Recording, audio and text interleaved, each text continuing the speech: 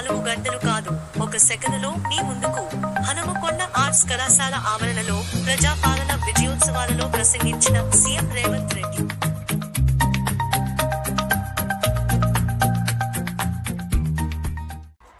జై ఇందిరమ్మ.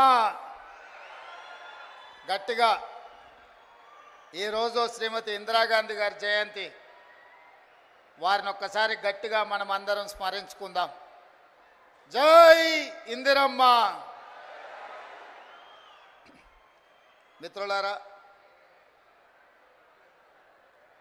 ఈరోజు ఇందిరమ్మ 107వ జయంతి. ఇందిరమ్మ అంటే ప్రపంచ దేశాలకు ఒక ఉక్కు మహిళ. కాంగ్రెస్ పార్టీ అధ్యక్షురాలుగా, ఈ దేశ ప్రధానమంత్రిగా వారు చివరి శ్వాస వదిలినప్పుడు తెలంగాణ ప్రాంతం మెదక్ పార్లమెంటు నియోజకవర్గానికి ప్రాతినిధ్యం వహిస్తూ ఆఖరి శ్వాస వారు వదిలి ఈ గడ్డ మీద సూర్యచంద్రులు ఉన్నంతకాలం శ్రీమతి ఇందిరమ్మ పేరు మీద పేద ప్రజలకు, ముఖ్యంగా మా ఆడబిడ్డలకు, మా మహిళా సోదరీమణులకు సంక్షేమ అభివృద్ధి పథకాలను అందించాలని ఇందిరమ్మ రాజ్యాన్ని ఏర్పాటు చేసి ఇందిరమ్మ రాజ్యంలో ఆడబిడ్డల్ని కోటీశ్వరులను చెయ్యాలని ఈరోజు మన ప్రభుత్వం కంకణ బద్దులై ఈ వరంగల్ గడ్డ మీద కార్యక్రమాలను తీసుకోవడం జరిగింది. ఈ కార్యక్రమంలో నాతో పాటు ఉప ముఖ్యమంత్రి వర్యులు బట్టి విక్రమార్క గారు, మంత్రివర్గ సహచరులందరూ, పార్లమెంట్ సభ్యులు, శాసనమండలి సభ్యులు, శాసనసభ్యులు, ప్రభుత్వ సలహాదారులు, ఉన్నతాధికారులు, పార్టీ నాయకులు, పిసిసి అధ్యక్షులు, ప్రాణ సమానులైన 33 జిల్లాల నుంచి తరలి వచ్చిన మా ఆడబిడ్డలందరికీ కూడా హృదయపూర్వకంగా నేను నమస్కారాలు తెలియజేస్తున్నా. ఈ కార్యక్రమం మా ఆడబిడ్డలకే అంకితం. ఎందుకంటే ఈనాడు నేను తెలంగాణ రాష్ట్ర ముఖ్యమంత్రిగా అయినా, నేను ఆనాడు కాంగ్రెస్ పార్టీ తెలంగాణ శాఖకు అధ్యక్షుడిని అయినా ఆడబిడ్డల ఆశీర్వాదంతోనే, సోనియమ్మ ఇచ్చిన అవకాశంతో కాంగ్రెస్ పార్టీ అధ్యక్షుడు అవ్వడమే కాదు, వీడికి తరలి వచ్చిన వేలాది మంది ఆడబిడ్డలు గ్రామ గ్రామాన, తండాలలో, గూడాలలో, మారుమూల పల్లెల్లో ఇందిరమ్మ రాజ్యం రావాలి, మీ రేవంత్ అన్న ఈ తెలంగాణ రాష్ట్రానికి ముఖ్యమంత్రి అవ్వాలని మనసు నిండుగా ఆదరించి ఆహ్వానించి మీ భుజాల మీద మోసిండ్రు. కాబట్టి ఈరోజు ఈ వేదిక మీద ఉన్న పెద్దలందరూ నాతో సహా ఈరోజు వివిధ బాధ్యతలను నిర్వహిస్తున్నాం. మరి వివిధ బాధ్యతలను నిర్వహిస్తున్న మేము మీ ఆశీర్వాదంతో అవకాశం వస్తే మీకు కృతజ్ఞత తెలుపుకునే బాధ్యత, ఆడబిడ్డలకు అన్ని అవకాశాలు అందించాల్సిన బాధ్యత ఈరోజు మా పార్టీ మీద, మా ప్రభుత్వం మీద ఉన్నది. అందుకే ఆనాడు 2014 నుంచి 2019 వరకు ఆనాటి ముఖ్యమంత్రి చంద్రశేఖరరావు గారు మంత్రివర్గంలో ఒక్క ఆడబిడ్డ కూడా మంత్రిగా లేకపోయినా 5 సంవత్సరాలు మౌనంగా ఉన్న ఆడబిడ్డలు ఆ తర్వాత ఇచ్చిన తీర్పుతో మొదటి మంత్రివర్గంలోనే మీ అభిమాన నాయకురాలు శ్రీమతి కొండా సురేఖ గారు, మా సోదరీమణి సీతక్కను ఈరోజు మంత్రివర్గంలో ఈ ఓరుగల్లు గడ్డ మీద నుంచే ఈ ఆడబిడ్డలను మంత్రివర్గంలో ప్రముఖ స్థానం ఇచ్చి ఈనాటి ఈ సభా నాయకత్వాన్ని కూడా ఆ ఆడబిడ్డల చేతుల్లోనే పెట్టడం జరిగింది. ఇదే కాదు, వరంగల్ పార్లమెంటు నుంచి కూడా డాక్టర్ కడియం కావ్యను ఈరోజు పార్లమెంటు సభ్యురాలుగా ఈ తెలంగాణ రాష్ట్రం నుంచి పార్లమెంటులో గలం విప్పుతుందంటే ఒక ఆడబిడ్డ ఈరోజు వరంగల్ ప్రాంతం నుంచి పార్లమెంటుకు ప్రాతినిధ్యం వహిస్తుంది. అదే కాదు, పాలకుర్తిలో మీకు తెలుసు, ఒక రాక్షసుడు అక్కడ రాజ్యమేలుతుంటే మీ సోదరిమణి యశస్విని రెడ్డి ఆ రాక్షసుని ఆయన పెద్ద రాజకీయ కొండ కదా, ఆ కొండను ఎట్లా ఢీకొంటామని పాత్రికేయ మిత్రులు అడిగితే కొండైనా దెబ్బ కొడితే పగులుతుందని చెప్పి ఆ కొండను బద్దలు కొట్టి పాలకుర్తి గడ్డ మీద కాంగ్రెస్ పార్టీ జెండాను ఎగరేసింది కూడా ఈరోజు ఆడబిడ్డనే అన్న సంగతి నేను ఈ సందర్భంగా చెప్పదలుచుకున్నా. ఇవాళ మన తెలంగాణ రాష్ట్ర ప్రభుత్వానికి చీఫ్ సెక్రటరీగా ఆడబిడ్డనే ఉన్నది. ఈరోజు మహిళా అధికారులు అనితా రామచంద్రన్ గారు కానీ, దివ్య గారు కానీ, ఈరోజు సృజన గారు కానీ, వరంగల్ అదేవిధంగా హనుమకొండ కలెక్టర్లుగా ఈరోజు ఆడబిడ్డలే అధికారంలో ఉన్నారు. ఇవాళ ఈ వరంగల్ కార్పొరేషన్కి మేయర్గా కూడా ఆడబిడ్డనే ఉన్నది. ఇలా చెప్పుకుంటూ వెళ్తే ఈరోజు ఇందిరమ్మ జయంతి సందర్భంగా ఈ వేదిక మొత్తం వేదిక మీదనే కాదు, వేదిక ముందు కూడా వేలాది మంది ఆడబిడ్డలే ఇది ఆడబిడ్డల రాజ్యం అని ధైర్యంగా చెప్పుకునే అవకాశం ఈ ప్రభుత్వం మాది, మా అధికారం నడుస్తుంది అని ఆడబిడ్డలు గుండె ధైర్యంతో మాట్లాడే అవకాశం ఇవాళ ఇక్కడికి వచ్చింది. ఉదయం ఈరోజు నేను స్వయం సహాయక సంఘాలకు సంబంధించిన ఆడబిడ్డల స్టాల్స్ నేను చూస్తే పెద్ద పెద్ద పారిశ్రామికవేత్తల కంటే ఒకప్పుడు పారిశ్రామికవేత్తలంటే టాటాలు, బిర్లాలు, ఆ తర్వాత అదానీ, అంబానీలో గురించి విన్నాం. కానీ ఈనాడు మన కళ్ళ ముందు ఆ స్టాల్స్ చూసినప్పుడు ఇవాళ మా ఉప ముఖ్యమంత్రి బట్టి విక్రమార్క గారు సోలార్ పవర్ ప్రాజెక్టులు ఇవ్వాలని 1 కోటి మంది మహిళల్ని కోటీశ్వరులను చెయ్యాలన్న ఆలోచన చెబుతుంటే టాటా, బిర్లాలనే కాదు అదానీ, అంబానీలను తలదన్నే వ్యాపారవేత్తలుగా మా ఆడబిడ్డల్ని ఇందిరమ్మ రాజ్యంలో తయారు చేసి కార్పొరేట్ కంపెనీలకు సవాలు విసిరి ఈరోజు సౌర విద్యుత్ ప్రాజెక్టులు ఆడబిడ్డలకు ఇవ్వడానికి ఇవాళ మన ప్రభుత్వం నిర్ణయం తీసుకున్నది. నేను అడుగుతున్న 10 సంవత్సరాలు అధికారంలో ఉన్న వాళ్ళను నిన్న మొన్న టీవీలలో చూస్తున్నా మా నాయని రాజేందర్ రెడ్డితో ఒక ఆయన వాదిస్తున్నాడు, మేం చేసిందేదో మీరు వచ్చి టెంకాయ కొడుతురని. నేను ఆ పెద్ద మనిషికి చెప్పదలుచుకున్నా, కాళోజీ కళాక్షేత్రం కట్టడానికి 10 సంవత్సరాలైనా పూర్తి చేయడానికి మీకు చేతులు రాలేదు అని అంటే ఈరోజు మీ బుద్ధి ఏందో మీ ఉద్దేశం ఏందో ఇవాళ స్పష్టంగా అర్థమైంది.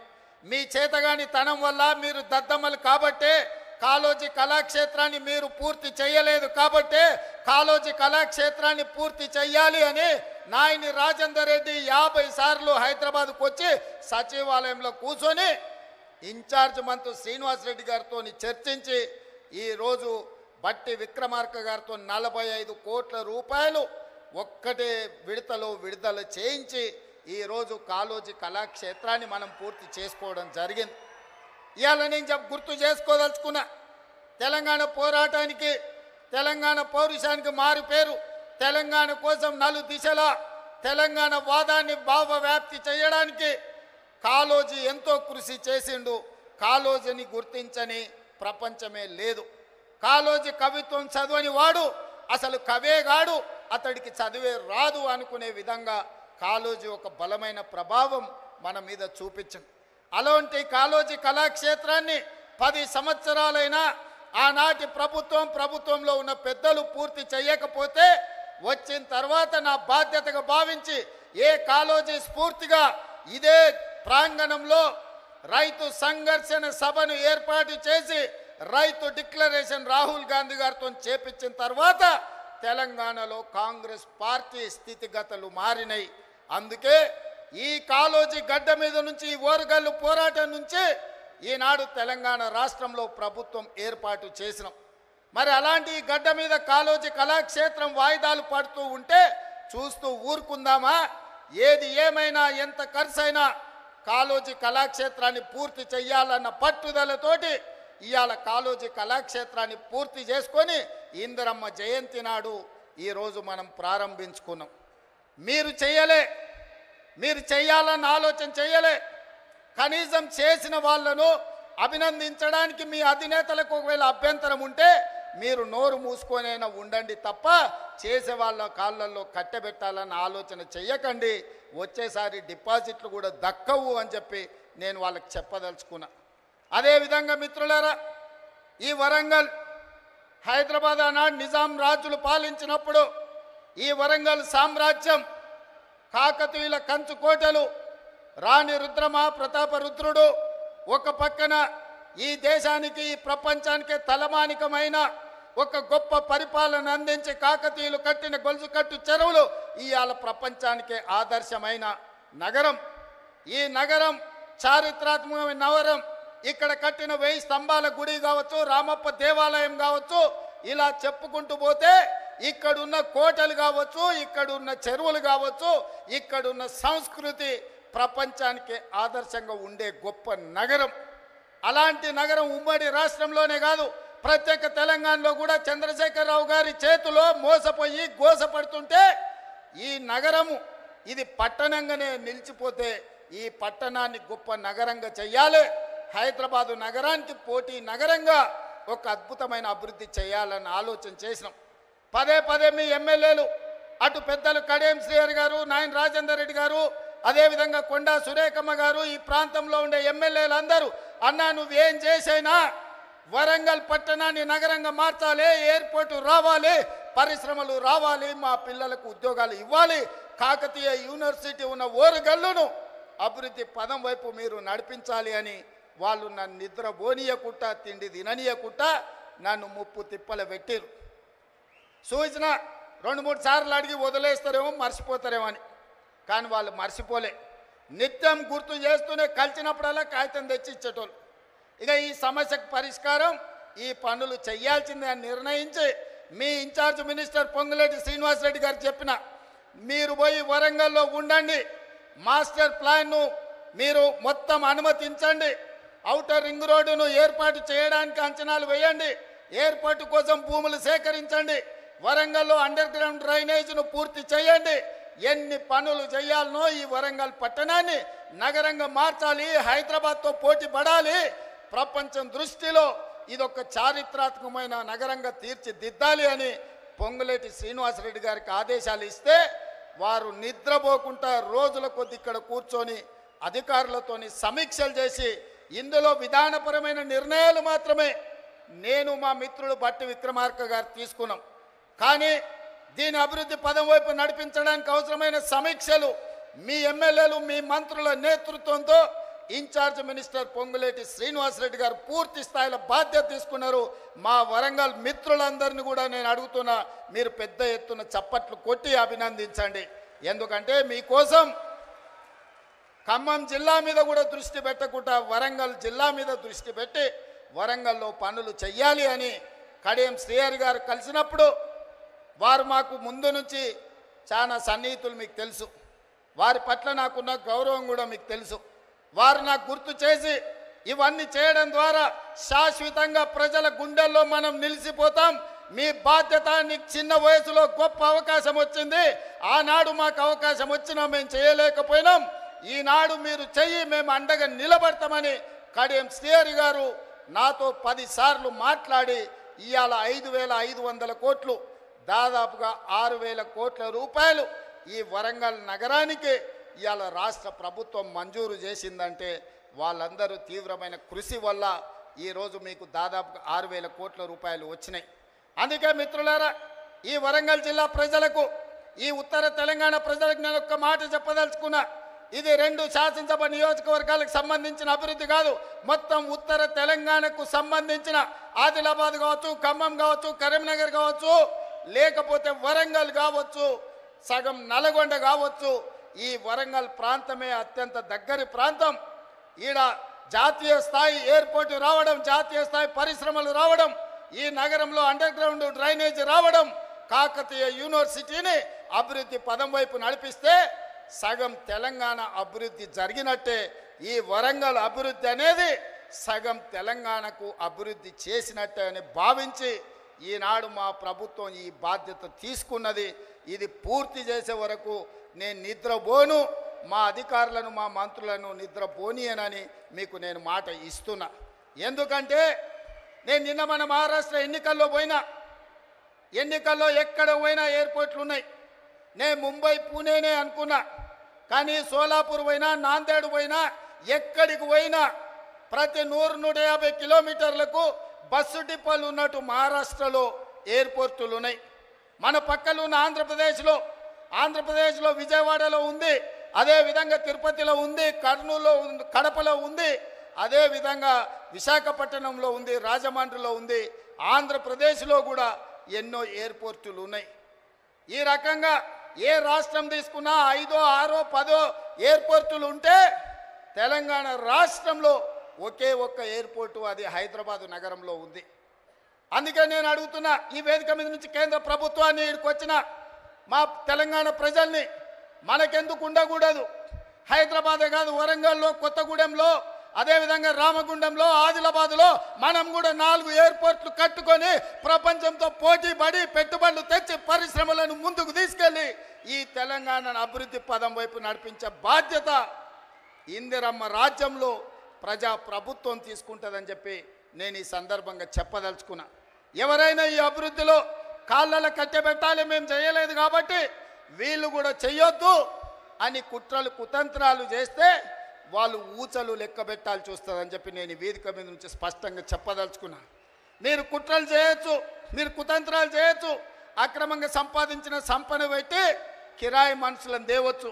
ఏమి చేసినా ఓ రోజు వెనుకో ఓ రోజు ముందో మీరు పన్నుతున్న కుట్రల్ని గుర్తిస్తాం, అందరిని బొక్కలో పెడతాం, ఊచలు లెక్క పెట్టిస్తాం అని చెప్పి నేను ఈ వేదిక మీద నుంచి స్పష్టంగా చెప్పదలుచుకున్నా. ఇవాళ ఒకడొకడు మాట్లాడుతున్నాడు. ఒక ఆయన పెద్ద మంచి మన వచ్చి అన్నాడు, 10 నెలలనే తెలంగాణ ప్రజలు ఏం కోల్పోయారో వాళ్ళకి తెలిసిందని. ఏం కోల్పోయినరా? మా ఆడబిడ్డలకి ఇవాళ స్వేచ్ఛ వచ్చింది 10 ఏళ్ళ తర్వాత. సంఘాలలో ముందుకు వచ్చిండ్రు. మేము ఇవాళ ఆడబిడ్డల్ని కోటీశ్వరులను చేయాలనుకున్నాం. దాదాపుగా ఈ సంవత్సరంలో 34,000 కోట్ల రూపాయలు సంఘాలకు సహకారం అందించాలని ఇవాళ మేము అనుకున్నాం.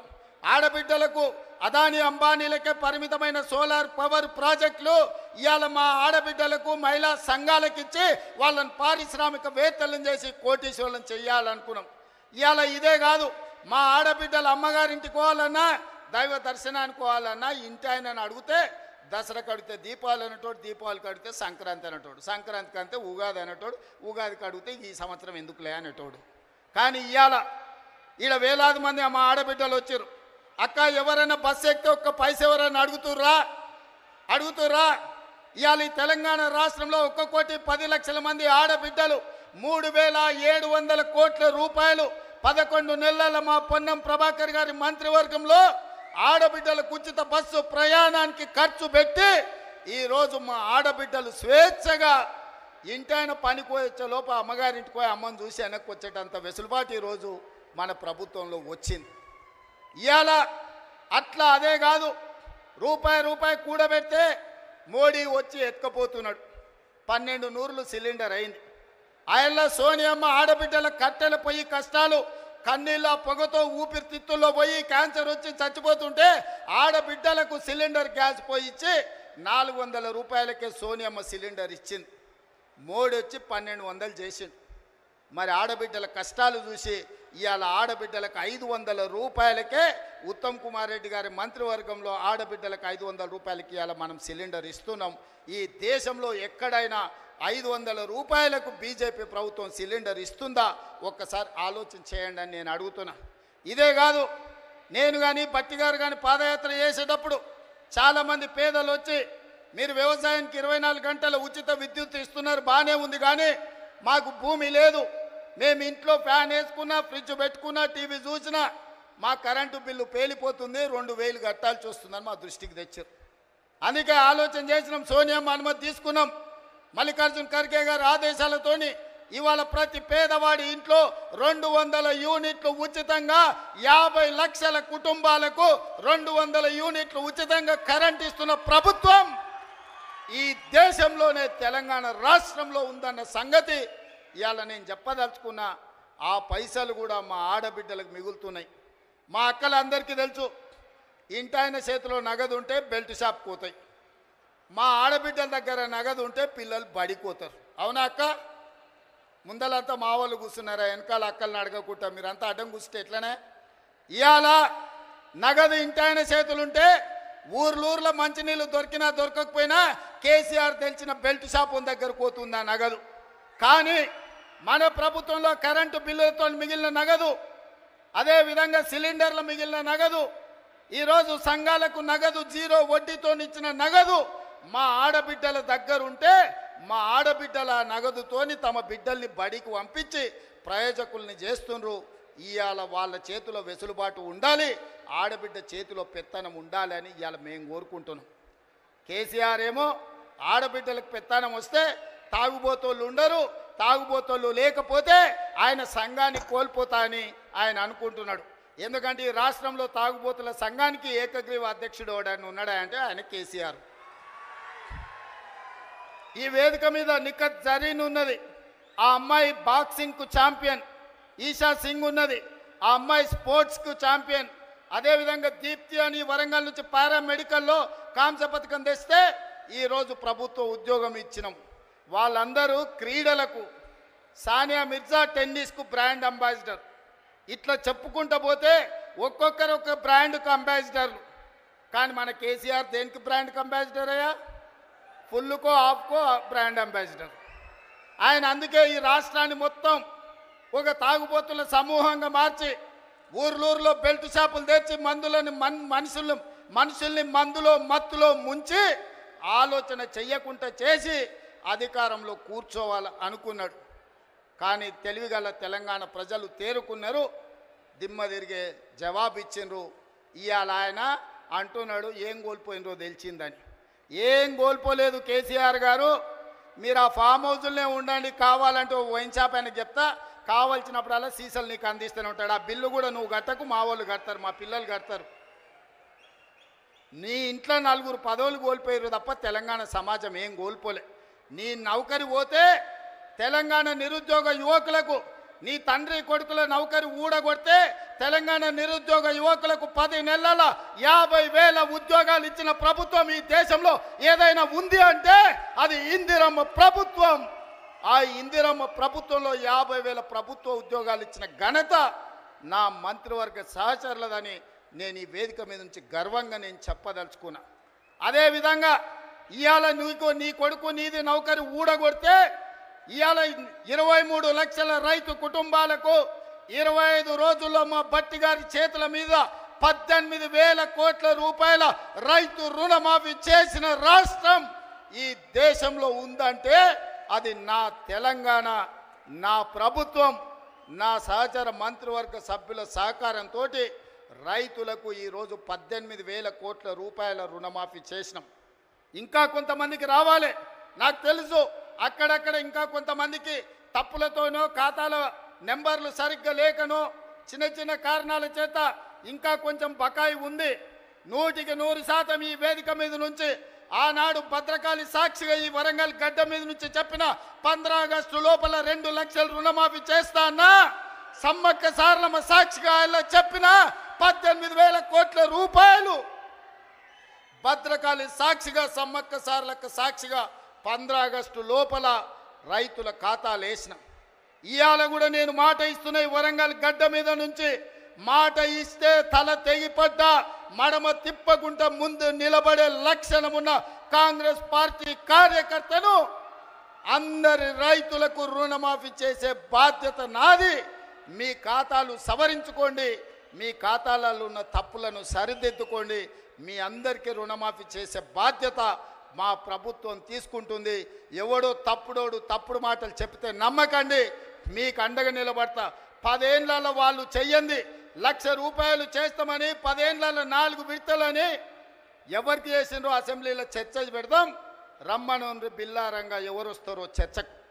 కానీ 10 నెలల మన ప్రభుత్వం చేస్తే 10 ఏళ్ళు వాళ్ళు చేయలేని పని మనం చేసినాము. అభినందించడానికి నోరు రాకపోయింది, కానీ రోజు కాళ్ళలో కట్టెబెట్టాలని కట్టెలు తీసుకొని తిరుగుతారు బిల్లారంగలు ఇద్దరు. ఇట్లాంటి పరిస్థితుల్లో ఈ రాష్ట్రంలో ఆర్థికంగా వాళ్ళు చేసిన అప్పులు 7 లక్షల కోట్లు.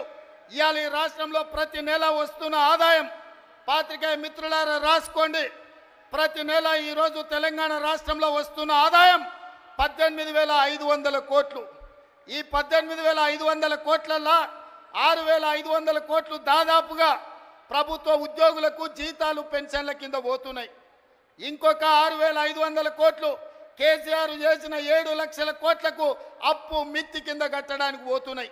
ఈ 13,000 కోట్లు జీతభత్యాలకు కేసీఆర్ మన నెత్తి మీద మోపిన అప్పుకు ఇవాళ పోతే మిగిలిన 5,500 కోట్లు ప్రతి నెల ఆదాయం ఉంటే ఎన్నో రకాల ఇబ్బందులను ఎదుర్కొని కడుపు కట్టుకొని అవినీతిని నిర్మూలించి రూపాయి కూడబెట్టి ఇవాళ రైతు రుణమాఫీ చేస్తే మమ్మల్ని అభినందించడానికి నీ మనసు లేదు, కానీ ఈరోజు మమ్మల్ని శాపనార్థాలు పెట్టే ప్రయత్నం చేస్తున్నారు. అందుకే ఇవాళ కేసీఆర్ బాధపడుతుండు. ఎందుకంటే రైతులకు రుణమాఫీ రేవంత్ రెడ్డి చేసే కదా, ఇంకా నాకేం మిగులుతుంది సిప్పనే. ఒరేసుకుంటే అన్నాడు ఉరి అన్నాడు, అవునా? ఒరేసుకుంటే ఉరేసుకున్నట్టే అని కేసీఆర్ ముఖ్యమంత్రిగా మాట్లాడిండా లేదా? అలాంటి చంద్రశేఖర్ రావు ఆయన 150 ఎకరాల ఫామ్ హౌస్లో ఒరేసుకుంటే ఆ వివరాలన్నీ బయటపెట్టి బండారం బయటపెట్టి బండకేసాయల్లో కొట్టిన. ఇవాళ బాజాబ్తా తెలంగాణ సమాజం 66 లక్షల ఎకరాలల్లా 1,53,00,000 మెట్రిక్ టన్నుల వరి ధాన్యాన్ని స్వతంత్రం వచ్చినప్పటి నుంచి ఈ రోజు వరకు ఏ రాష్ట్రం, ఉమ్మడి రాష్ట్రం ఆంధ్రప్రదేశ్లో కూడా 23 జిల్లాలు ఉన్నప్పుడు కూడా ఇంత పంట రాలే. ప్రపంచ రికార్డు ఇవాళ తెలంగాణ రాష్ట్రం 66 లక్షల ఎకరాలలో 1,53,00,000 మెట్రిక్ టన్నుల వరి ధాన్యాన్ని పండిస్తే ఎంఎస్పి ఇవ్వడమే కాదు, సన్న వడ్లకు 500 రూపాయల బోనస్ ఇచ్చి కొంటున్న రాష్ట్రం ఈ దేశంలోనే తెలంగాణ రాష్ట్రం ఉంది. రైతులను ఆదుకున్న ప్రభుత్వం ఇందిరమ్మ రాజ్యంలో ప్రజా ప్రభుత్వం అని నేను చెప్పదలుచుకున్నా. ఇవన్నీ కోల్పోయిన టాన్ కేసీఆర్ని అడుగుతున్నా, నీ దుఃఖమేందో నీ బాధ ఏందో నువ్వు చెప్పింది నిజమైతే రా, అసెంబ్లీలోకి రా, చర్చ పెడదాం, తారీఖు నిర్ణయించు. చంద్రశేఖరరావు ఏ రోజు చెప్తావో ఏ సమయం చెప్తావో ఆ రోజు అసెంబ్లీ పెడతా, రా. నువ్వు ఓడితే ఇంట్లో పోయి బంతవా? రాహుల్ గాంధీని చూసి సిగ్గు తెచ్చుకో. 3 సార్లు ఓడిపోయినా ప్రతిపక్షం ఉండి కన్యాకుమారి నుంచి కశ్మీర్ వరకు 150 రోజులు 4,000 కిలోమీటర్లు మండు టెండలో మంచు కొండలో పాదయాత్ర చేసి ప్రజలకు అందుబాటులో ఉన్నోడు అంటే బాధ్యతాయుతమైన ప్రతిపక్ష నాయకుడు. అధికారంలో ఉంటే దోసుకుంటా, ప్రతిపక్షంలో ఉంటే ఫామ్ హౌస్లో వండుకుంటా. ఇదా నీ విధానం?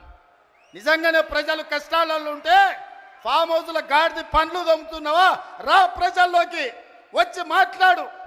ప్రతిపక్షంగా ఏం సూచన చేస్తావో చెయ్యి ప్రభుత్వానికి, మేము వినడానికి సిద్ధంగా ఉన్నాం. నువ్వు లేవనెత్తిన అంశాలు సహేతుకమైనవైతే సరిదిద్దడానికి సిద్ధంగా ఉన్నాం. నువ్వు రావు. ఆ చిల్లరగాళ్ళని ఇద్దరు ఊరి మీదకి వదిలిండి, అచ్చోసిన ఆంబోతులాక.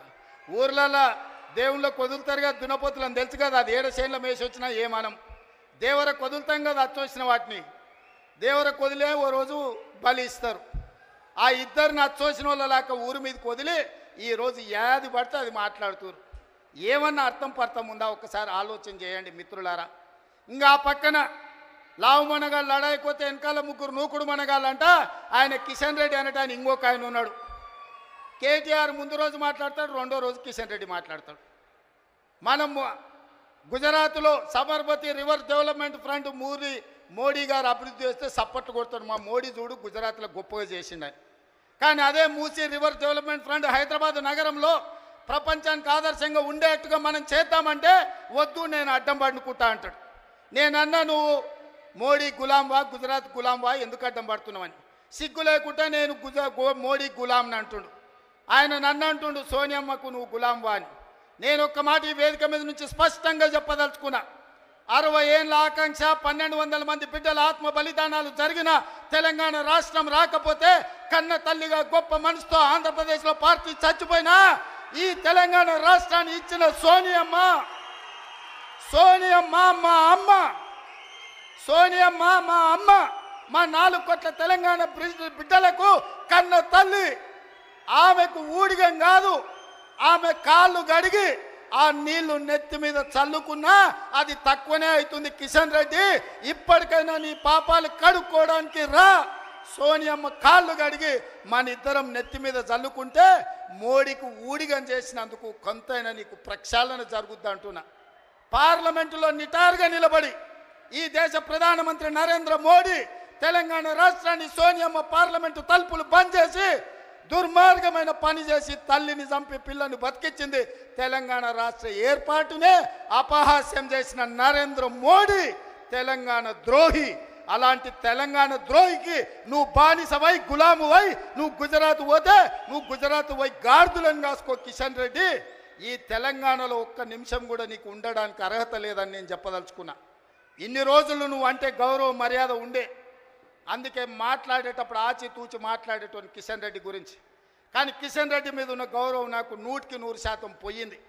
తెలంగాణ రాష్ట్ర ఏర్పాటునే వ్యతిరేకించి తెలంగాణ రాష్ట్ర పౌరుషాన్ని అవమానించిన నరేంద్ర మోడీకి నువ్వు గులాంగా మారినవంటే నువ్వు తెలంగాణ బతకడానికి అర్హత కోల్పోయినవు కిషన్ రెడ్డి. తట్టపెట్ట సర్దుకొని నడువు గుజరాత్కు, నువ్వు ఆన్ని పోయి గులాంగిరి చేసుకో. నేను మళ్ళొక్కసారి చెప్పదలుచుకున్నా, సోనియమ్మ కనికరం వల్ల, సోనియమ్మ త్యాగం వల్ల 60 సంవత్సరాల మా తెలంగాణ రాష్ట్ర స్వప్నం నిజమైంది. ఇవాళ సోనియమ్మకి ఎంత చేసినా తక్కువే. ఆ సోనియమ్మ కాళ్ళు గడిగి నెత్తి మీద చల్లుకోవడానికి మేమందరం సిద్ధంగా ఉన్నాం. ఇది అవమానంగా కాదు, ఆత్మ గౌరవంగా మేము భావిస్తున్నాం కిషన్ రెడ్డి. ఆ తల్లే లేకపోతే ఈ తెలంగాణ రాష్ట్రమే లేదు. ఈ తెలంగాణ రాష్ట్రంలో ఆత్మ గౌరవంతో ఇంత వేలాది మంది మనం సభ జరుపుకునేటోళ్ళం కాదు కిషన్ రెడ్డి. ఇప్పటికైనా తెలుసుకో, ఉద్యోగం మోడీ ఇచ్చిండు అనుకుంటున్నామేం, నీకు ఉద్యోగం ఇచ్చింది సికింద్రాబాద్ ప్రజలు. నీ ప్రజలకు కృతజ్ఞతగా ఉండు, నీ ప్రాంతానికి కృతజ్ఞతగా ఉండు. నీ ప్రాంత ఆత్మగౌరవాన్ని కాపాడలేనోడు ఇవాళ కాలేజీ ఉండుంటే ఈ కిషన్ రెడ్డిని ఈ కేసీఆర్ను పొలిమేరలు దారి వరకు ధర్మమని చెప్పుండేవాడు. మనవాడే ద్రోహం చేస్తే పాతరేయండి, పక్కవాడు వస్తే పొలిమేరలు దాటించండి అని. ఇవాళ మిమ్మల్ని పాతరేసినా కూడా తప్పు లేదు కాలేజీ స్ఫూర్తిగా. చివరగా జయశంకర్ గారు 10 ఏళ్ళు కేసీఆర్కు సిద్ధాంతకర్తగా జయశంకర్ సార్ పేరు చెప్పుకున్నాడు. చివరికి ఆయన సొంత ఊరు అక్కంపేటను కూడా రెవెన్యూ విలేజ్గా చేయలే. నేను ఇందిరమ్మ రాజ్యం ప్రజాప్రభుత్వం ఏర్పడ్డాక జీవో ఇచ్చి జయశంకర్ గారి ఊరిని రెవెన్యూ విలేజ్గా మార్చి జయశంకర్ గారి ఆత్మగౌరవాన్ని నిలబెట్టడానికి ప్రయత్నం చేసింది మా ప్రభుత్వం. ఇదా తెలంగాణ కోల్పోయింది చంద్రశేఖర్ రావు? నేను నిన్ను అడుగుతున్నా, ఆడబిడ్డలకు ఉచిత బస్సు ఇస్తే తెలంగాణ కోల్పోయిందా? ఆర్టీసీ డ్రైవర్లతో ఇందిరా పార్క్ దగ్గర ధర్నా చేపిస్తావా? నీ కొడుకు ఆవారగాన్ని ఆడికి పంపించి వాడు కాక్యాంగ్ చేసుకుంటాడు. వాడు డ్రామారావా రామారావా నాకు అర్థం కాలే. కాక్యాంగ్ చేసుకొని ఆటోలో తిరుగుతా ఆయన ఆటో రాముడు అయిపోతాడంట. కొంచెమన్నా సిగ్గు ఉండాలనే తెలంగాణ సమాజం ఏమనుకుంటుందని. ఇంత సిగ్గుసేరని తప్పిపోతారా 10 నెలలకే? ఇట్లాంటోని నేను ఎవరిని చూడలే. ఇవాళ అందుకే ఈ వేదిక మీద నుంచి మీరిచ్చిన ప్రభుత్వం ప్రజాప్రభుత్వం ఇందిరమ్మ రాజ్యంలో పేదల సంక్షేమం కోసం పనిచేస్తున్నాం. ఏ గడ్డ మీద నుంచి పోరాటం మొదలుపెట్టినామో అదే గడ్డ మీద సంవత్సరం పూర్తి చేసుకున్న సందర్భంగా ఈ వరంగల్ పట్టణాన్ని నగరంగా మార్చి హైదరాబాద్తో పోటీ పడే విధంగా అభివృద్ధి చేయాలన్న ఆలోచనతోటి ఇవాళ మీకు నిధులను ఇవ్వడమే కాదు, మీ గడ్డ మీదనే మొట్టమొదటి ఉత్సవం జరుపుకున్నాం. ఈ ఉత్సవానికి వచ్చిన వాళ్ళే కాదు, తెలంగాణ నలుమూలలు ఉన్నోళ్ళందరినీ కూడా ఆశీర్వదించండి. ఇంకా 4 సంవత్సరాలు కడుపు కట్టుకొని రోజుకు 18 గంటలు, ఒక్కరోజు 1 గంట 1 నిమిషం కూడా సెలవు తీసుకోకుండా మీకోసం పనిచేస్తా. ఆఖరి శ్వాస వరకు, చివరి రక్త పొట్టు వరకు ఈ 4 కోట్ల తెలంగాణ బిడ్డల కోసమే నేను అంకితమై కేసీఆర్ అనే మొక్కను మళ్ళీ మొలవని తెలంగాణ రాష్ట్రంలో రాసి పెట్టుకోండి. చెప్పిన నాడు ఓడిస్తాని, ఓడించిన పార్లమెంటులో గుండు 0 అని చెప్పిన గుండు 0 తెచ్చిన ఇవాళ నీ పార్టీని మళ్ళీ మొలకెత్తని ఇయ్యనని ఈ వరంగల్ గడ్డ మీద నుంచే చెప్తున్న కేసీఆర్ కాసుకో. చూద్దాం ఏందో మా కార్యకర్తల పౌరుషమో, నీ తాగుబోతు విధానాలు, కుట్రలు, కుతంత్రాలు తేల్చుకుందాం. నువ్వు అనుకుంటున్నావేమో మౌనంగా ఫామ్ హౌస్లో వండుకుంటే నీ సంగతి నాకు తెలియదని. నీ ముందు తెలుసు, నీ వెనక తెలుసు, నీ ఉపాయం తెలుసు, నీ ఉబలాటం తెలుసు. అన్నిటికీ కుక్క కాటుకు చెప్పు దెబ్బ అనే మందు నా దగ్గర సిద్ధంగా ఉంది. తప్పకుండా నీకు పెడతా. రా అసెంబ్లీకి. మళ్ళొక్కసారి చెప్తున్నా, రాబోయే స్వామి అసెంబ్లీకి రా. చూస్తుందా ఎవడో ఇస్తే రాలే కుర్చీలకు తొక్కుకుంటూ వచ్చిన కుర్చీలో నిన్ను తొక్కుకుంటూ వచ్చిన గుర్తు పెట్టుకో, రా అసెంబ్లీకి మాట్లాడదాం, తేలుద్దాం, సిద్ధంగా ఉన్న తారీఖు పెట్టు, సమయం పెట్టు, వచ్చి చెప్తా బిడ్డ నీ సంగతి. ధన్యవాదాలు సోదరులారా.